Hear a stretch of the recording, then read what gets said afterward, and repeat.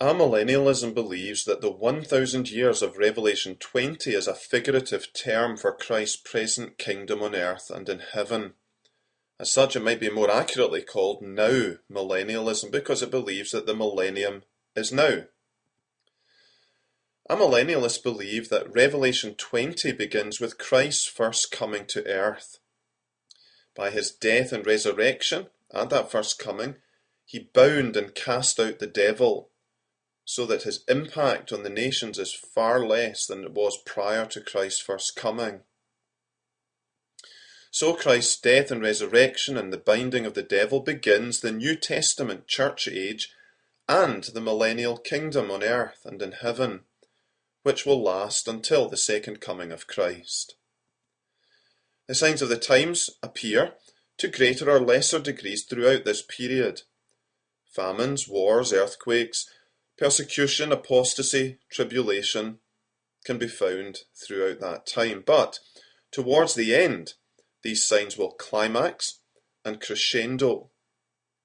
Most amillennialists believe that there can be great revivals from time to time throughout that period, and some amillennialists believe that the Jews will be converted to Christ at some point.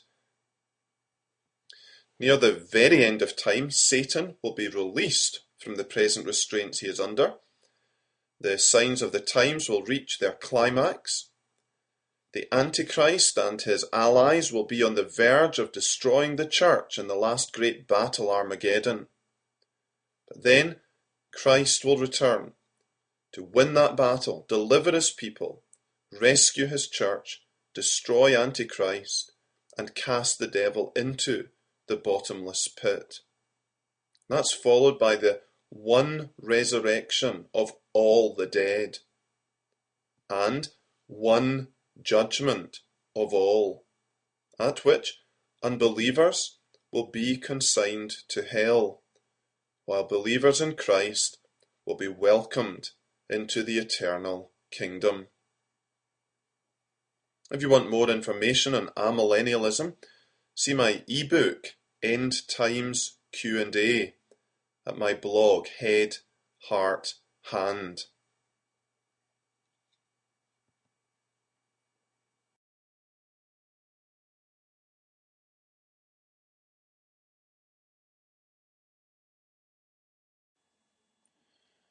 Postmillennialism believes that the 1,000 years of Revelation 20 is a figurative term for a future golden age of Christianity on the earth.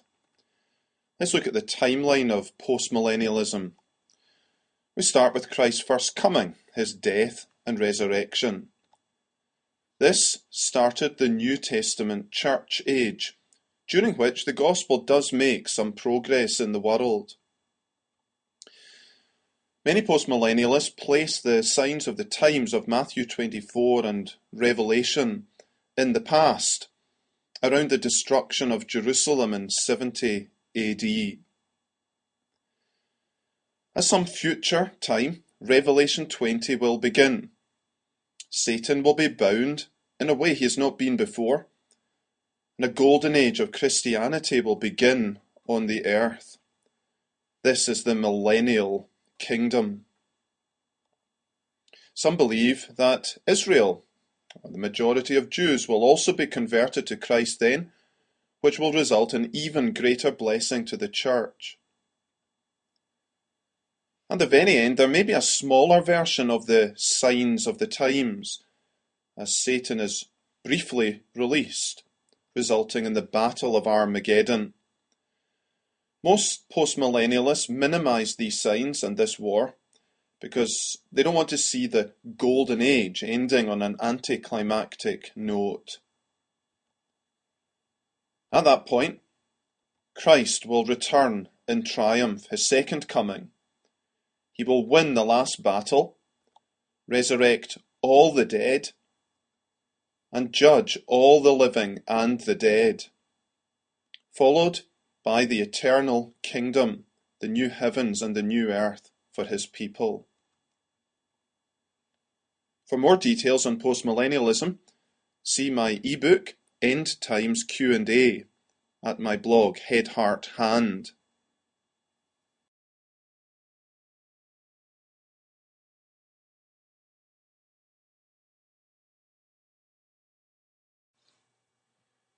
Historic premillennialism believes that after the end-time signs, including the Great Tribulation, Christ will return to earth to bind Satan, resurrect his people, and reign on earth for 1,000 years. Here's the historic premillennialism timetable. We begin with Christ's first coming, his death and resurrection. This begins the New Testament church age. The signs of the times of Matthew 24 and Revelation occur throughout the New Testament church age to one degree or another, but they get especially bad near the end. Just before the end, there'll be two great events: Israel converted and the Great Tribulation. The Great Tribulation will climax with the terrible battle of Armageddon. Then Christ will return to earth. He'll win that battle and raise all dead believers. He'll bind Satan and begin his millennial kingdom. 1,000 years of reigning on earth with his people. Near the very end, Satan will be released for a short time. Then there will be the second resurrection of all believers who died in the millennial age, together with all the wicked of all ages. There will then be the final judgment, after which the eternal kingdom will begin with the new heavens and the new earth. For more information on premillennialism, see my ebook End Times Q&A at my blog, Head, Heart, Hand.